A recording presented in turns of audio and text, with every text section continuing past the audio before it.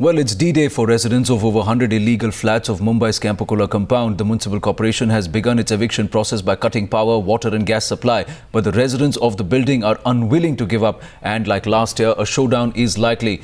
The BMC will be video recording the entire eviction process in order to provide proof to the Supreme Court if there is trouble or ruckus created by the residents or any of the politicians who are present there on ground. Well, they used force in November. They did beat our women, our children, and it was horrible to see that side. But if we have to fight and we have to resist, we will, because it is not about Campacola. It is about all the other buildings that are going to be targeted. BMC, in the newspapers it has already come out with a list of 478. If Pimpri Chinchwad can be regularized, or they are thinking of regularizing, or Ulhasnagar forest land has been regularized and Pimpri Chinchwad policy regularization is on the cards, then why should it be restricted to only Pimpri Chinchwad? Why can't it happen to all of Maharashtra? And if the state government talks about, and everybody talks about a Supreme Court order, what is happening about dance bar?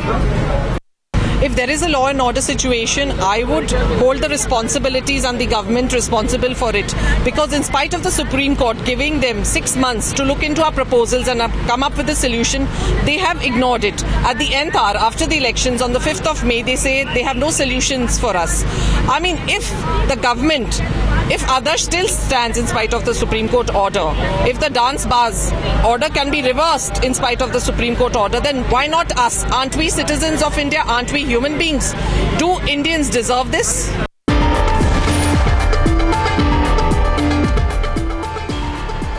Kajal Iyer joining us on the story. Kajal, what's the scenario right on ground? Because when will the eviction process begin? Because they are going to videograph the entire proceedings, isn't it? And what are the Campacola residents going to do? Are we expecting trouble, or will they protest but they will allow the officials to go about their job? Well, Anand, the latest that I can tell you is that the BMC officials are discussing with the various politicians who have been visiting this area, notably Shaina NC and Rahul Narvekar, who was here some time ago, and various other politicians who are around. They are standing at a slight distance from the compound, and they are talking to representatives of the politicians and also of the compound to try and find a workable solution. According to the BMC, the residents should be allowing them to get inside because this is a Supreme Court directive, but the residents are planning to offer complete resistance to this, and in view of this, the BMC has already called a lot of police officials. You can see a lot of police officials camping right outside the compound, both male and female police officials, so that any resistance can be tackled, and these police officials will be accompanying the BMC officials if and when they decide to enter. As of now, the BMC officials have only recce'd the spot. They have not tried to enter. They are discussing with the residents and with representatives of political parties who are sympathizers of the Campacola compound, trying to find a workable way in which they could probably carry out the Supreme Court directive. Shaina NC, you can still see her coming on our screen. She has been speaking to the BMC officials and also to the residents. This is the particular delegation that had been speaking, not just to the BMC officials but also to the political representatives. They have come after a brief discussion. We do not yet know what they have decided, but the aim seems to be to find a workable solution to this entire issue. Well, Kajal, she, if you can hear me, she seems to have worked out some kind of a discussion or a solution, and she's walking across to speak to the residents. Just stay on with us. We play out some other reactions, including Shaina NC's from a short while ago, and come back to you.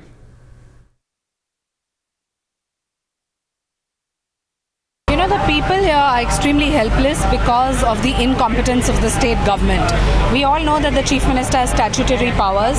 If he is going to make an exception with only Campacola, the question arises that why not with 55,000 other buildings which have similar problem in the city? The residents are willing to pay penalties, willing to forfeit some part of the land. Clearly, you can't just target one society and show that you have no political conviction to be a leader of the public. What can we do after the court order? That is the issue. We have sympathy for those people. But now it has gone to an advanced stage. Some representation has been made to me also, and I asked my officer. They said, sir, at this stage we can't intervene.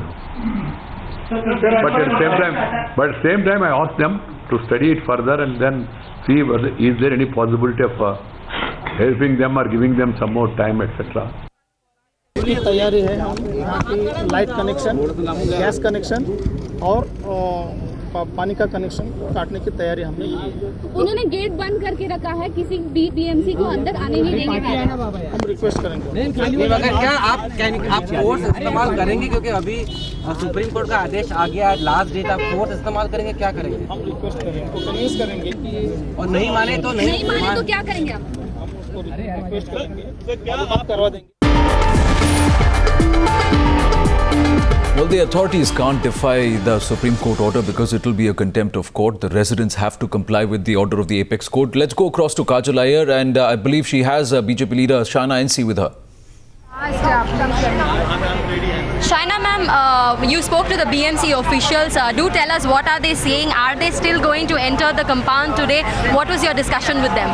The one thing they've assured us is they're not going to use force, which I hope is going to be the strategy throughout. The residents, of course, were very firm that they didn't want to open the gates because today it could be 10 flats, tomorrow it could be 10 more.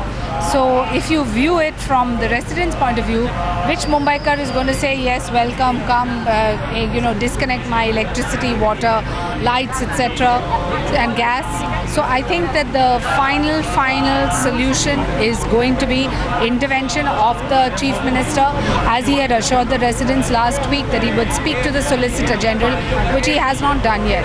So it's a huge question mark even now. So have the BMC officials said that they will not try to enter by force? That you have said, does it mean that they will not be coming in March today? I'm sure they will do what they need to do, but view it from the residents' point of view. They're willing to pay penalties, they're willing to give up some part of the land. So why this atrocity only against one compound when there are over 55,000 buildings in Mumbai which have a similar story? Thank you very much, ma'am. Nandini ma'am, we have a resident here. Nandini ma'am, you also went along with Shana and he spoke to the BMC officials. What have they been telling you? No, what they have said is true, that they want to come in to cut the electricity and the utilities, and what we have said is there's absolutely no question of doing that because we cannot allow them to come in. Our request and our demand has been very clear from day one that please, whatever is within the FSI limit, you retain.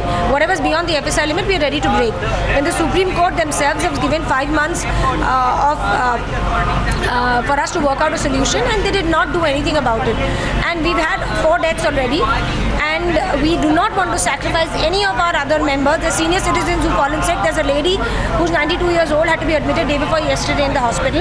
We've got 3 people, senior citizens on the drip. There's no way that we're going to allow them to come and traumatize our senior citizens and our members. But the BMC will say that this is a contempt of the Supreme Court order. But there is something on a humanitarian ground, on that ground, because if the state government can go against the Supreme Court order against the dance bars, and there's no reason why they can't do anything for us. It's very simple.